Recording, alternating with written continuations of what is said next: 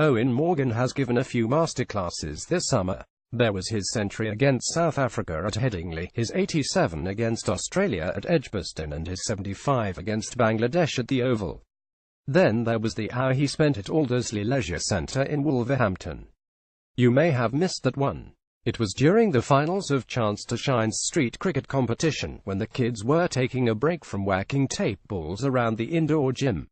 One asked Morgan which was his favourite shot, another, a young Pakistan fan, what it felt like to be cleaned up by Hassan Ali, and a third wanted to know how much Morgan enjoyed playing for his favourite team. Which wasn't England, or Middlesex, but the Kings 11 Punjab. It was another little reminder of the ways in which the game is changing. Chance to Shine cooked up street cricket to give city kids an easy way to get into the game. It's a six-a-side thrash, played with a tape ball and a plastic bat. Morgan gets it. I grew up on a council estate, he says. So I can relate to not having facilities. All he had was a barrel of kit his father kept by the front door. He learned to play on a concrete strip by the side of his house in Rush in North County Dublin. He used to make his own tape balls. But normally I'd be bowling against my elder brothers and they'd just whack it out of the garden. Then we'd have to get another ball with no tape on it. Only Morgan used to dream of playing Test cricket. Most of these kids are hooked on T20. Morgan wanted to be Brian Lara Graham Thorpe because when he was young England always seemed to be playing West Indies. Which is mad because Thorpe's our batting coach now. Not long ago, Thorpe was giving him a few pointers on his pull shot. I was playing it with one leg off the ground, which takes all the power out of your shot. He said that to me and I was like, hold on, I'm sure I had a picture of you on my bedroom wall playing a pull with one leg off the ground and a floppy hat on. When Morgan was 13, he and his dad met the Ireland coach Adrian Birrell. He had ideas about Ireland moving forward and my dad turned to him and said, well, he wants to play Test cricket. Adrian turned to him and said, well, he's 13 years old, how do you know you want to play Test cricket? But I just did. I always thought my future was here. Odd how life works out. Morgan came to England because he wanted to play Tests, but HES ended up specialising in limited overs cricket. And now Ireland have Test status. But HES adamant he will never go back. Morgan is 30, a year older than Daud Mallon, but HES reconciled himself to the idea that he won't play another Test. I came to terms with that when I took the captaincy, he says. Because in order to prove myself to play Test cricket I would need to play more county cricket, which would have meant giving up my one-day position. And I'm not willing to do that at the moment. I think what we have with the one-day side is quite special. Hopefully we're putting a side in the position to compete in 2019. So I'm very happy with the path my career has taken. At the same time, he tells the kids that the three teammates he admires most are Joe Root, Ben Stokes and Moeen Ali because they play all three formats. I suppose ideally I'd like to play all forms, but there are not many people that do that anymore. There's a bigger division now than there ever has been between Tests and white ball cricket, he says. It's becoming a real challenge that, with T20, there's such a shift. To go straight from Tests to T20 is such a jump.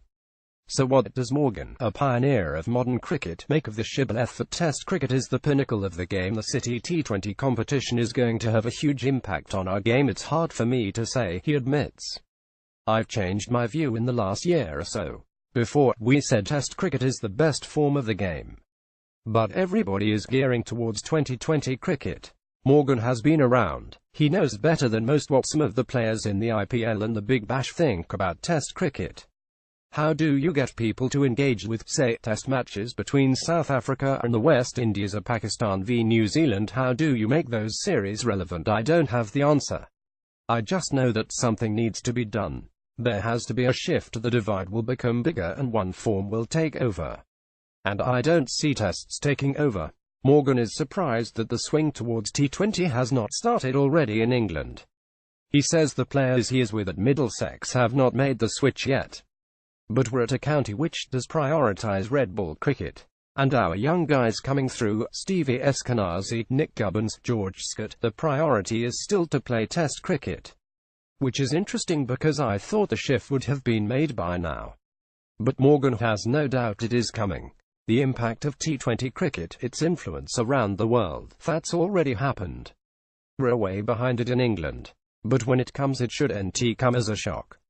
Morgan thinks it will show in the next generation. Say you've got the next Ben Stokes at Middlesex. He's coming through right now and he makes his debut in 2 years' time.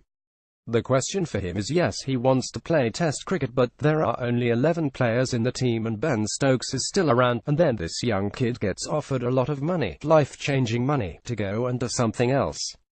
That's serious pressure. It's not an easy decision. And the answer depends on what background he comes from and where his principles lie. Eoin Morgan is very happy with the path my career has taken.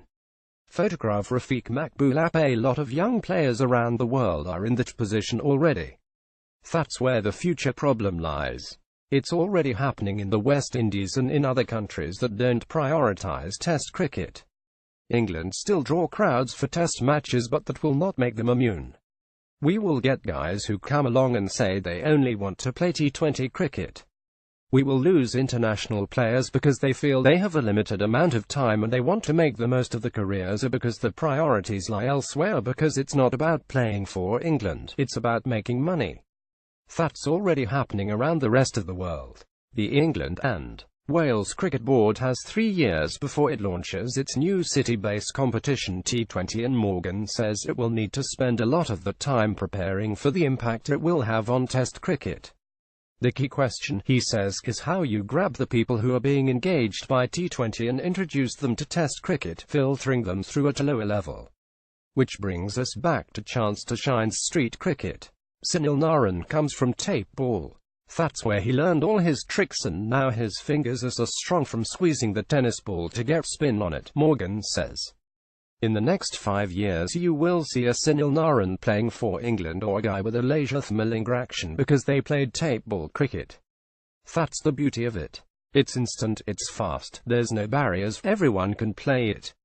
Morgan adds the City T20 competition is going to have a huge impact on our game. That should allow us to prepare for what's going to happen with the players, to recognize that, yes, the formats are going to get further and further apart. So we should build them both hand in hand, alongside each other, to protect Test cricket. I think that's very important, because if we don't do something about it in England, who is NatWest has partnered with Chance to Shine as part of its No Boundaries campaign, championing diversity and inclusion in cricket. This is an extract taken from The Spin, The Guardian's weekly cricket email. To subscribe, just visit this page and follow the instructions.